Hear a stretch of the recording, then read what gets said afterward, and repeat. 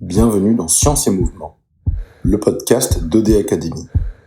Aujourd'hui, on va répondre à une question que beaucoup de sportifs se posent.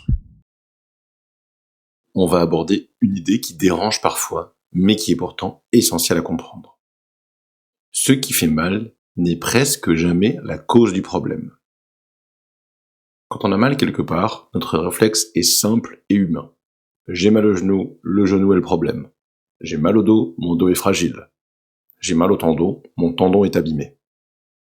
Et pourtant, dans la majorité des situations sportives que je rencontre, la zone douloureuse est celle qui compense, pas celle qui dysfonctionne en premier.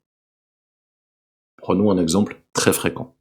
Un sportif consulte pour une douleur au genou. Il a déjà renforcé ses quadriceps, étiré les ischios, changé de chaussures, parfois même arrêté le sport. Mais quand on observe son mouvement, la hanche ne le stabilise pas, le bassin bascule, le pied s'effondre et ne propulse pas.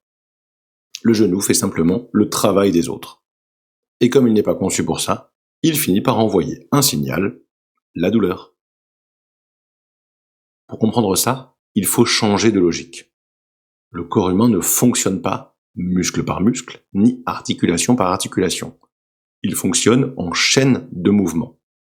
Quand tu cours, pédales, sautes, le pied capte et restitue l'énergie, la cheville adapte, le genou transmet, la hanche stabilise et propulse, le tronc organise l'ensemble. Si un maillon de la chaîne ne fait pas son rôle, un autre prend le relais. C'est ce qu'on appelle une compensation.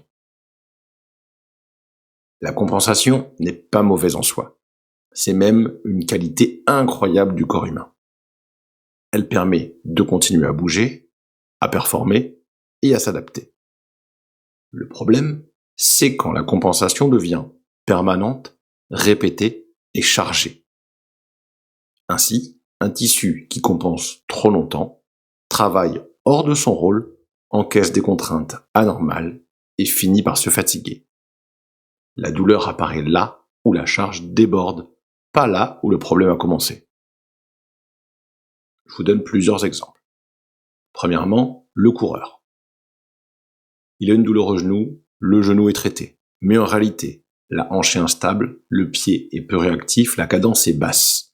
Le genou subit une charge excessive de stabilisation, il devient le fusible. Deuxième exemple, le cycliste. Il a une douleur lombaire persistante. Mais le bassin est figé, la mobilité de la hanche est limitée et le gainage mal organisé. Le dos compense donc un manque de mobilité ailleurs. Troisième exemple, le renforcement. On a une douleur d'épaule. Mais l'omoplate est mal contrôlée, le thorax est rigide et la respiration est haute. L'épaule travaille sans base stable, donc elle compense. L'erreur la plus fréquente, c'est celle-ci. Vouloir corriger uniquement là où ça fait mal. Donc renforcer la zone douloureuse, ou étirer la zone douloureuse, ou reposer uniquement la zone douloureuse. Mais si on ne corrige pas l'organisation du mouvement, la répartition de la charge, la coordination globale, le problème reviendra sur une autre forme ou au même endroit. Chez ED Academy, on ne cherche pas à éteindre la douleur. On cherche à comprendre pourquoi elle est apparue, identifier la compensation et redonner à chaque segment son rôle. Ainsi, quand le pied refonctionne, le genou respire. Quand la hanche stabilise, le dos se libère. Quand le tronc organise, les extrémités souffrent moins. Le corps va mieux quand il travaille de façon cohérente. Si tu dois retenir 3 idées clés. Premièrement, la zone douloureuse est souvent une victime, pas une coupable. Elle paye pour les autres. Deuxièmement, le corps compense toujours avant de se plaindre. La douleur est tardive, pas précoce. Troisièmement, corriger le mouvement est plus efficace que traiter un symptôme.